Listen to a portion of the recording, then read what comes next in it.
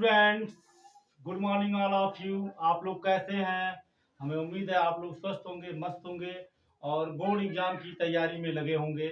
ये स्टूडेंट्स, आप सभी लोगों के हेल्प के लिए आज का जो मेरा टॉपिक है क्लास 10th का साइंस का वेरी मोस्ट इम्पोर्टेंट क्वेश्चन है। ये इकाई 3 केमिस्ट्री से है, ठीक है ना। धातु और अधातु चैप्टर से लिया गया है। या इसमें धातु कर्म से रिलेटेड भी क्वेश्चन है, बहुत इंपॉर्टेंट है।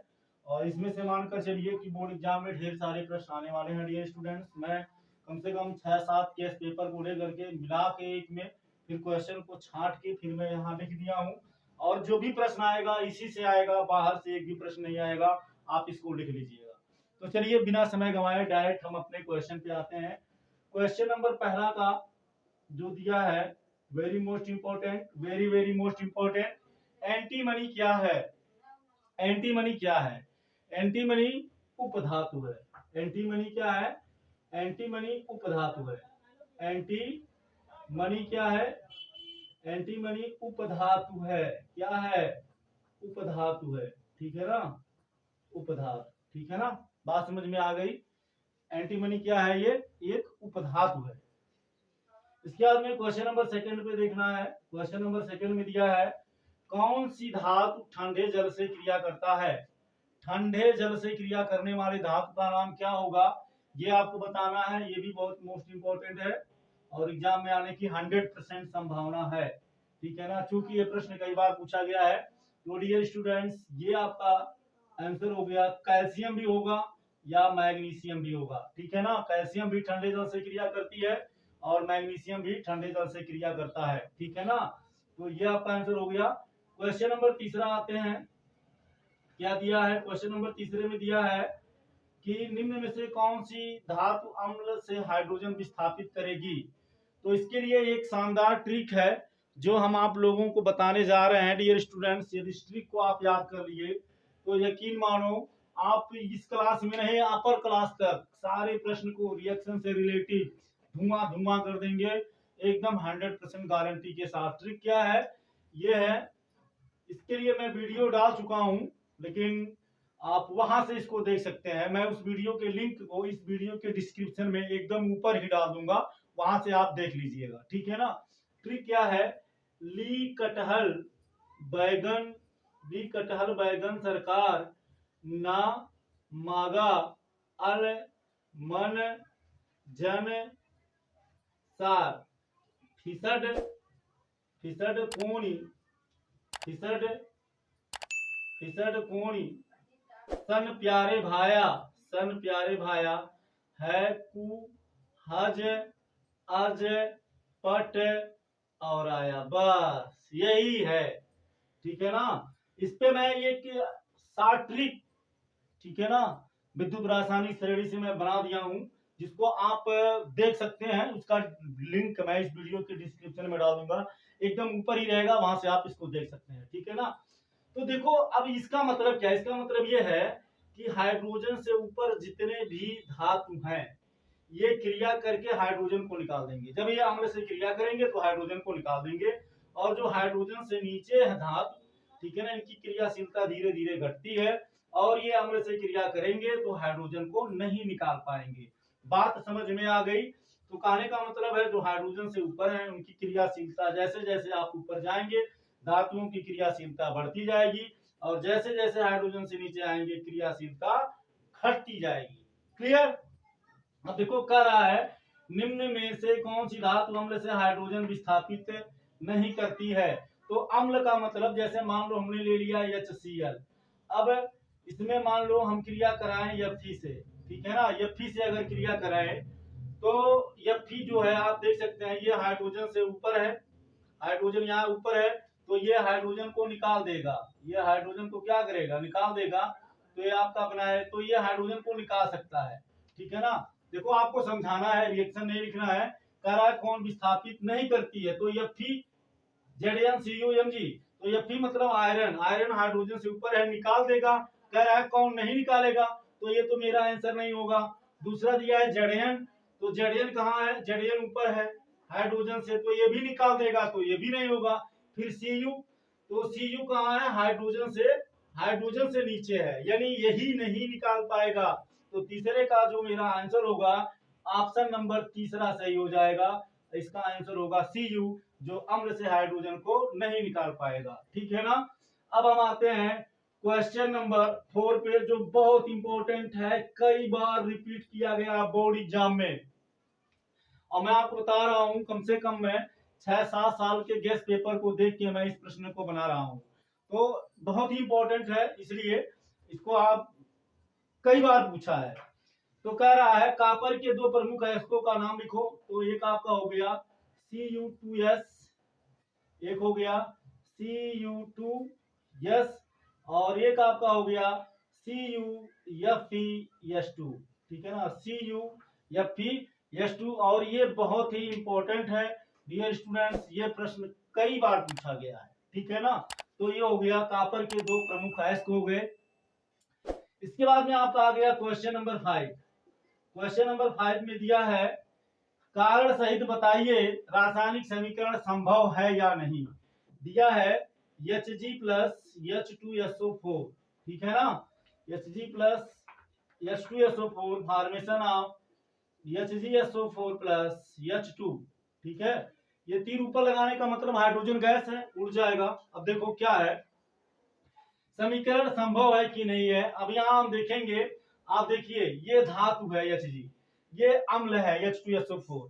तो अम्ल से ये धातु हाइड्रोजन को तभी निकाल पाएगा जब हाइड्रोजन के ऊपर होगा। अब हाइड्रोजन हमारा कहाँ है, अब आप विद्युत रासायनिक श्रेणी है, ये हमारा हाइड्रोजन है और Hg नीचे है। Hg कहाँ है, नीचे है। तो इस वजह से ये अम्ल में से हाइड्रोजन को विस्थापित नहीं कर पाएगा। तो यहाँ लिखिए रासायनिक समीकरण संभव नहीं है। रासायनिक समीकरण संभव नहीं है। संभव नहीं है। रासायनिक समीकरण संभव नहीं है, क्योंकि क्या है, क्योंकि Hg विद्युत रासायनिक श्रेणी में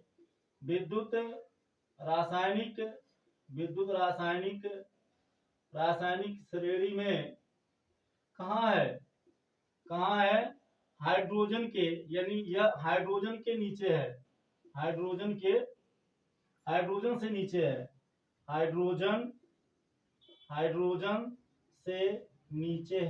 हाइड्रोजन से नीचे है। ठीक है ना।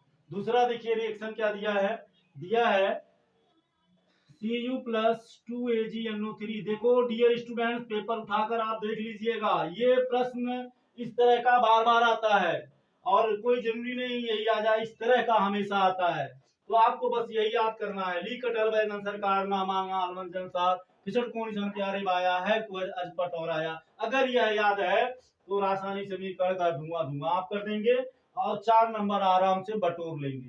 ठीक है ना, नंबर बटोरना है आपको, कोई दिक्कत नहीं होगी, नंबर आसानी से बटोर लेंगे। अब ये बराबर दिया है CuNO3 का होल ट्वाइस। ठीक है ना, प्लस 2Ag। अब ये समीकरण संभव है या नहीं। अब देखो ये संभव तब होगा, देखो ये प्रतिस्थापित कर दे रहा है, यहाँ Ag किसके पास है, NO3 के पास है, और यहाँ NO3 किसके पास हो गया, Cu के पास, अर्थात CuAg को निकाल रहा है। तो CuAg को तब निकाल पाएगा जब CuAg से ऊपर होगा। तो आप देख सकते हैं CuAg से ऊपर है, ये हमारा Ag है, यहाँ Ag है, यहाँ Cu है। तो विद्युत रासायनिक श्रेणी में Ag जो Cu है Ag से ऊपर है, अर्थात CuAg को निकाल देगा, और यहाँ निकाला भी है। तो यहाँ लिखिए रासायनिक समीकरण संभव है। रासायनिक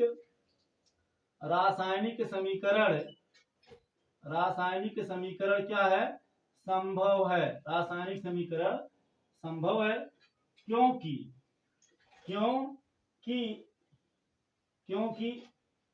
Cu विद्युत रासायनिक श्रेणी में, Cu मतलब कॉपर, क्योंकि Cu विद्युत रासायनिक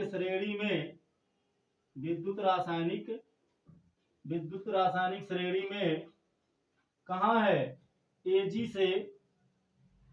से ऊपर है, हो गया। ठीक है ना, ये हो गया कारण। जब Ag से ऊपर है तो इसकी क्रियाशीलता Ag से अधिक होगी, इसलिए यह Ag को आसानी से विस्थापित कर देगा। तो ये हमारा समीकरण क्या हो गया, सही हो गया। तो चलिए आप इसका पहले स्क्रीनशॉट ले लीजिए, इसके बाद में हम आगे देखते हैं क्वेश्चन नंबर 6। ठीक है ना, क्वेश्चन नंबर 6 को देखते हैं। चलिए इसको अब हम मिटाते हैं। क्वेश्चन नंबर 6 क्या है उसको देखते हैं और उसको बताने का प्रयास करते हैं। आई होप आप इसे अच्छे से समझ रहे होंगे और हमें उम्मीद है कि आपके समझ में आ रहा होगा। ठीक है, और पढ़ाई में जुट जाइए एकदम दिलो जान से। क्वेश्चन नंबर 6, आयनिक यौगिक किसे कहते हैं। ठीक है ना, वे अब आयनिक यौगिक, देखो यौगिक किसे कहते हैं, जब दो या दो से अधिक तत्व एक निश्चित अनुपात में क्रिया करते हैं और क्रिया करके कोई उत्पाद बनाते हैं तो उसी को हम क्या बोलते हैं, यौगिक बोलते हैं। तो आयनिक यौगिक क्या होता है, आयनों के मिलने से, आयनों के मिलने पर या मिलने से प्राप्त यौगिक क्या कहलाता है, आयनिक यौगिक कहलाता है। या ऐसे भी कह सकते हैं ऐसा यौगिक जिसमें दो या दो से अधिक परमाणु परस्पर इलेक्ट्रॉनों के स्थानांतरण से, ठीक है ना, परमाणुओं के इलेक्ट्रॉनों के स्थानांतरण से जो यौगिक प्राप्त होता है आयनिक यौगिक कहलाता है। जैसे मान लीजिए हमारा NaCl है, तो सोडियम ने इलेक्ट्रॉन को दे दिया, क्लोरीन ने इलेक्ट्रॉन को ले लिया, तो इस तरह से NaCl बन गया। तो यहाँ क्या हो गया, हमारा ये आयनिक यौगिक हो गया। तो यहाँ लिखिए आयनों से, ये बहुत सिंपल परिभाषा हम लिख दे रहे हैं, आयनों के संयोग से, आयनों के संयोग से, आयनों के संयोग से प्राप्त यौगिक, आयनों के संयोग से प्राप्त यौगिक आयनिक यौगिक कहलाता है। कौन सा यौगिक कहलाता है, आयनिक यौगिक कहलाता है। वेरी वेरी मोस्ट इंपॉर्टेंट यौगिक कहलाता है। ठीक है ना, कहलाता है।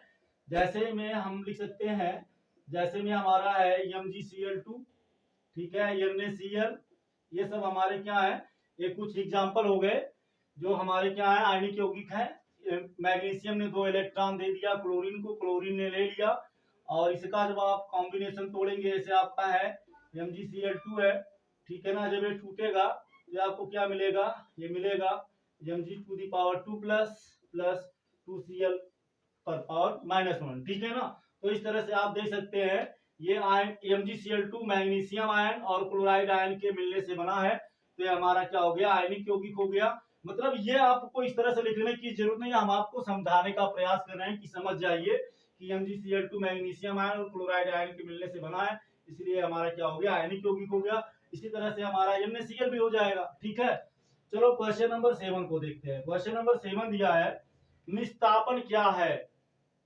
ठीक है ना, निस्तापन क्या है, रासायनिक समीकरण लिखो इसके लिए। तो क्या होता है निस्तापन की क्रिया में, ठीक है ना, यहां हम लिखते हैं निस्तापन की क्रिया में, निस्तापन निस्तापन निस्तापन की क्रिया में, ठीक है ना, की क्रिया में या ऐसे लिखिए वायु की अनुपस्थिति में, वायु के अनुपस्थिति में, वायु के अनुपस्थिति में,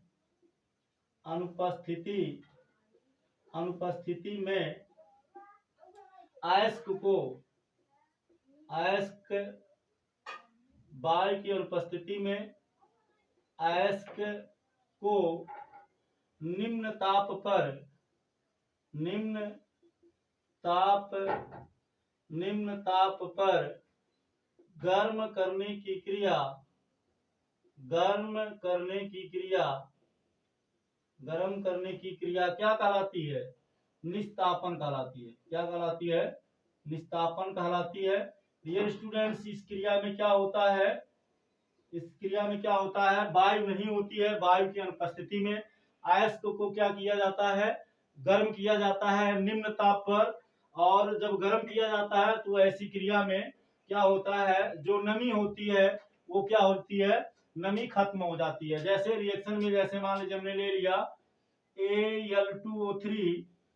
Al2O3 एल्यूमिना हो गया, N2H2O, हमने इसको क्या किया, गर्म किया। तो जब गर्म करेंगे वायु की अनुपस्थिति में Al2O3 N2H2O को, तो ये आपको मिलेगा Al2O3 प्लस 2H2O। तो इस तरह से ये आपका क्या होता है, यहाँ से ये आप देख सकते हैं जो जल है अर्थात जो नमी है ये खत्म हो जाती है और हमें एल्यूमिना प्राप्त हो जाता है। तो ये क्रिया हमारी हो गई निस्तापन की। ये आपका क्या हो गया, जैसे मतलब ये हो गया आपका उदाहरण, ठीक है ना। इसके बाद में हम आते हैं क्वेश्चन नंबर किस पे, इसके बाद में आते हैं, इसके बाद में क्वेश्चन नंबर 8 पे आते हैं। क्वेश्चन नंबर 8 क्या कह रहा है, क्वेश्चन नंबर 8 कह रहा है भारजन किसे कहते हैं, उदाहरण दीजिए। ये भी बहुत इंपॉर्टेंट है, प्रगलन भर्जन निस्तापन आता रहता है। तो प्रगलन मैंने यहाँ नहीं लिया है क्योंकि निस्तापन और भर्जन जो है बहुत इंपॉर्टेंट है, कई बार पूछा है, रिपीट किया है लगातार, इस वजह से मैंने इसे ले लिया, ठीक है। अब मानकर चलो दोनों में से एक पक्का बोर्ड एग्जाम में आएगा, या तो 2 में आएगा या तो 3 में आएगा। तो ये 2 या 3 नंबर बटोर लीजिएगा, बड़े ही प्यार से, बहुत आसान है। वायु की अनुपस्थिति में अयस्क को निम्न ताप पर गर्म करने की क्रिया विस्थापन कहलाती है। बस सिंपल सा ये हो गया रिएक्शन। इस क्रिया में होता क्या है, जब गर्म करते हैं वायु की अनुपस्थिति में तो जो नमी होती है खत्म हो जाती है। अब भर्जन क्या है, भर्जन की ये है, ठीक है, नियंत्रित वायु की उपस्थिति में,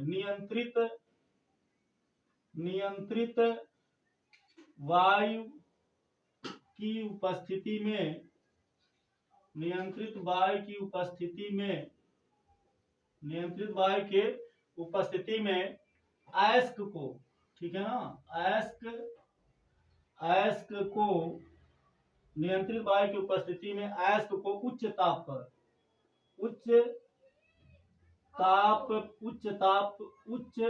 ताप पर बिना पिघलाए, ये ध्यान देना है, ताप तो उच्च रहेगा, गर्म तो करेंगे लेकिन पिघलने ना पाए, ठीक है ना। नियंत्रित वायु की उपस्थिति में अयस्क को उच्च ताप पर बिना पिघलाए गर्म करने की क्रिया, गर्म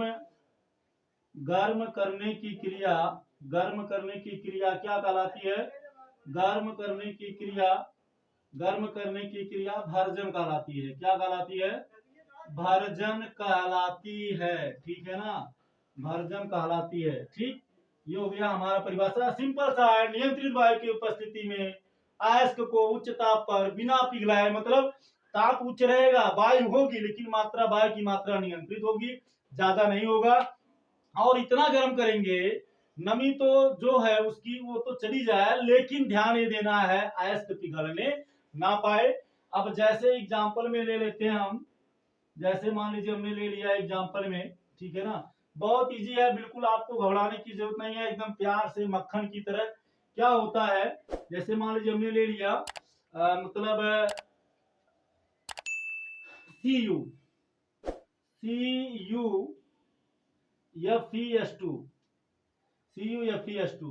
अब जब इसे वायु की उपस्थिति में गर्म करेंगे, तो देखो जब गर्म करते हैं तो होता क्या है, गर्म करने के बाद में ये जो है ये 2 भागों में टूट जाता है।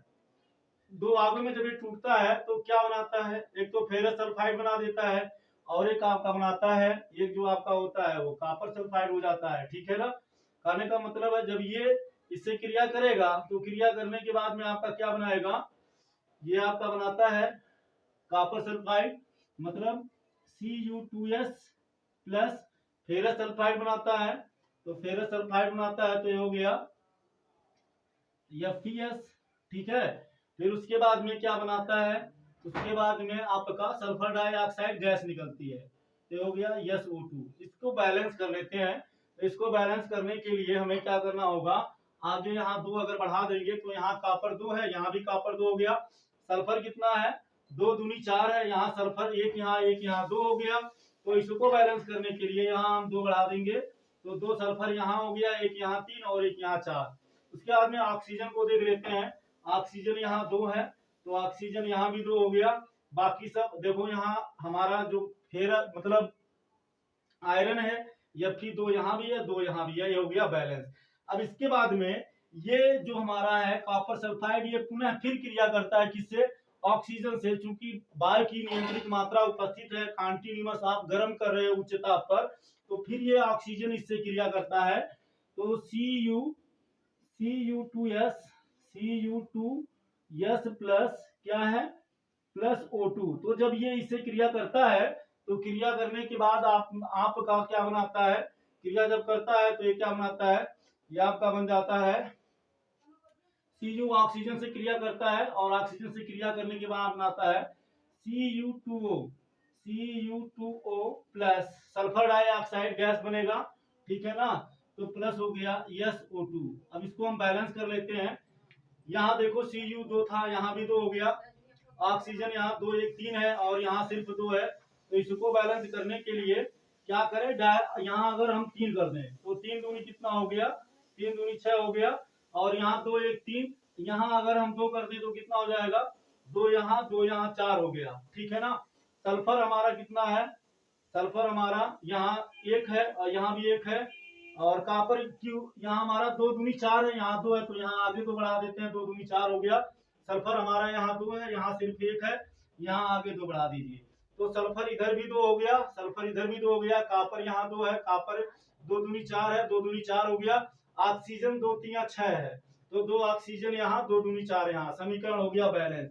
इसके बाद में पुनः, ठीक है ना, फिर इससे जो हमारा फेरस सल्फाइड है, जो हमारा फेरस सल्फाइड है, इससे पुनः रिएक्शन करता है कौन, यही ऑक्सीजन फिर इस फेरस सल्फाइड से क्रिया करता है, और जब इससे क्रिया करता है तो 2FeS प्लस 3O2, ठीक है ना, प्लस 3O2। जब ये 3O2 से जब ये क्रिया करता है तो क्रिया करने के बाद में आपका क्या बनाता है, तो ये Fe ऑक्सीजन से क्रिया करके बना लेता है 2FeO प्लस, और क्या बचा, उसके बाद में बचा सल्फर बचा और ऑक्सीजन बचा, तो ये हो गया सल्फर कितना है, 2 है, तो हो गया 2SO2। अब बैलेंस कर लेते हैं सही है कि नहीं।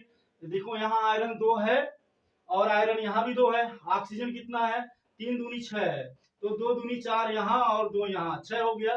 सल्फर कितना है, 2 यहाँ और सल्फर यहाँ भी 2, तो समीकरण हो गया बैलेंस। तो डियर स्टूडेंट्स, ये हो गया हमारा रिएक्शन भाजन का ये उदाहरण हो गया, ठीक है ना। तो आप इसका फटाफट स्क्रीनशॉट ले लीजिए। इसके बाद में हम क्वेश्चन नंबर देखते हैं 9 को। बहुत ही सिंपल और इजी तरीके से हमने आपको बताने का प्रयास किया है, ठीक है, और आई होप आप इसे समझ भी रहे होंगे और समझ भी गए होंगे, बिल्कुल आपको कहीं पर कोई परेशानी नहीं हुई होगी, ठीक है। चलिए आगे बढ़ते हैं क्वेश्चन नंबर 9 की ओर। क्वेश्चन नंबर 9 क्या कर रहा है, क्वेश्चन नंबर 9 कह रहा है कॉपर पर सांद्र H2SO4 तथा HNO3 की क्रियाओं के समीकरण लिखिए। तो कापर का मतलब क्या हो गया, Cu पर क्या है हमारा डायलूट H2SO4, यानी सॉरी सांद्र H2SO4 है, तो सांद्र H2SO4, तो ये हो गया H2SO4, ठीक है ना।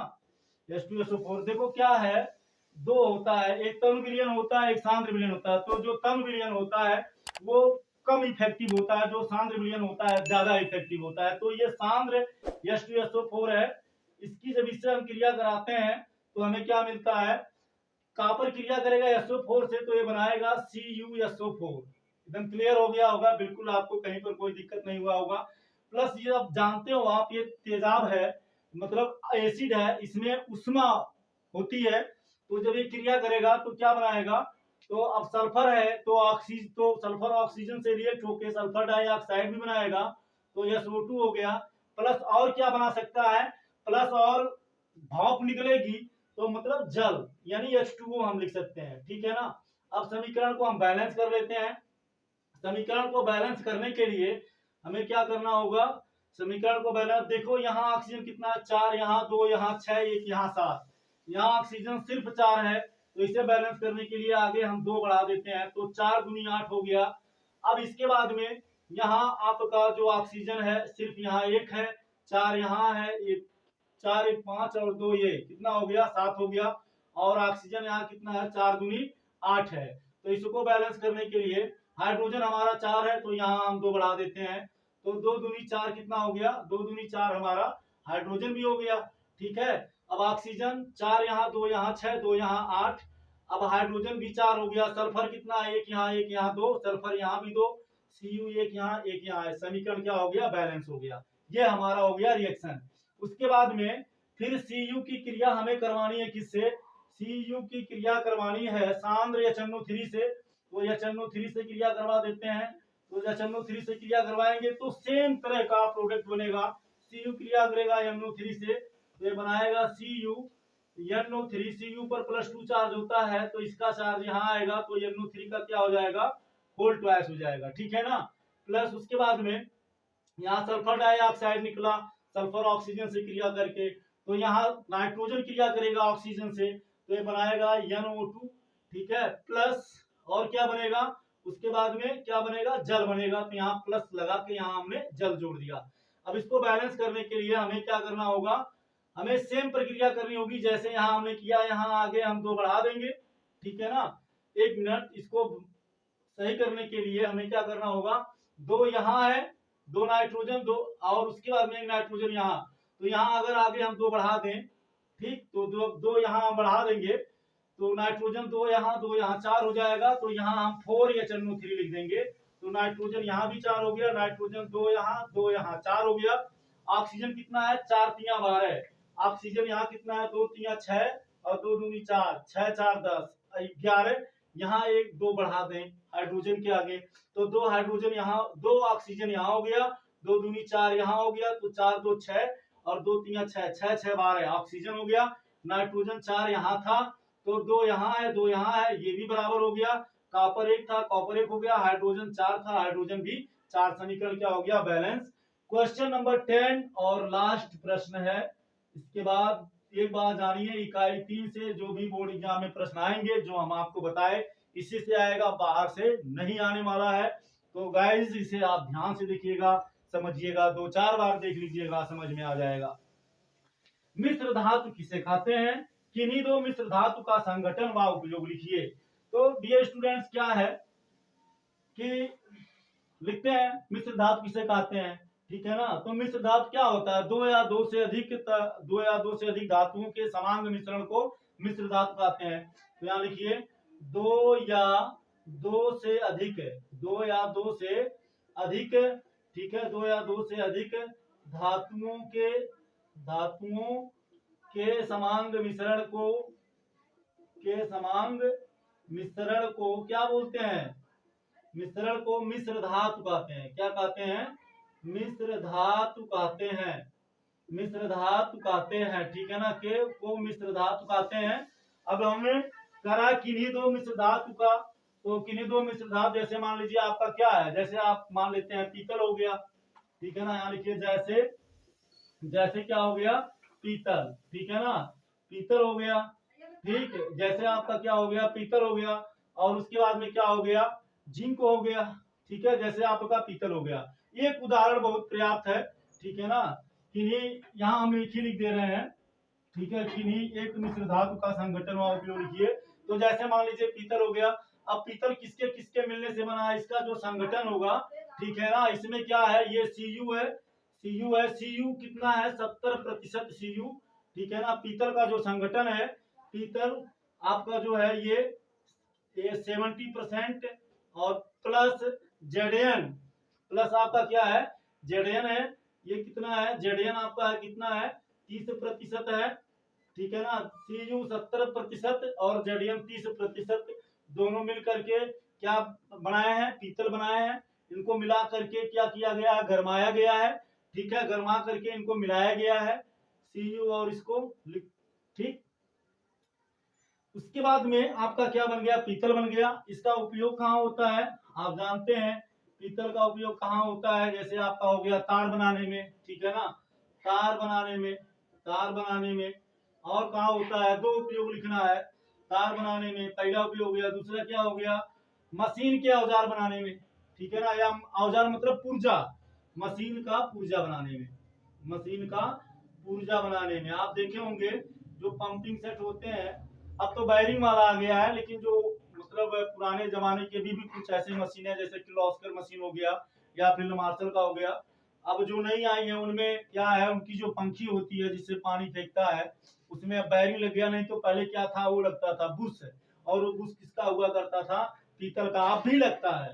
तो ये वो भी आपका क्या हो गया, वो किसका बनता है, पीतल का बनता है। तो मशीन का पुर्जा बनाने में, ठीक है ना। तो बस अब आज के क्लास में इतना ही। वीडियो आपको कैसा लगा हमें जरूर कमेंट करके बताइएगा, और हमें आपका प्यार और सपोर्ट भरपूर मिलना चाहिए डियर स्टूडेंट्स, क्योंकि आप जान रहे हो हम आप लोगों के लिए बहुत ही परिश्रम करते हैं, और हम ये उम्मीद रखते हैं इस आशा के साथ कि जिससे बोर्ड एग्जाम में आपको अच्छा से अच्छा स्कोर कर पाए और ज्यादा से ज्यादा अंक प्राप्त हो। बस आपसे हमें यही उम्मीद है कि आप अपना प्यार और सपोर्ट हमें जो दे रहे हैं ऐसे ही देते रहेंगे। Thank you so much. जय हिंद।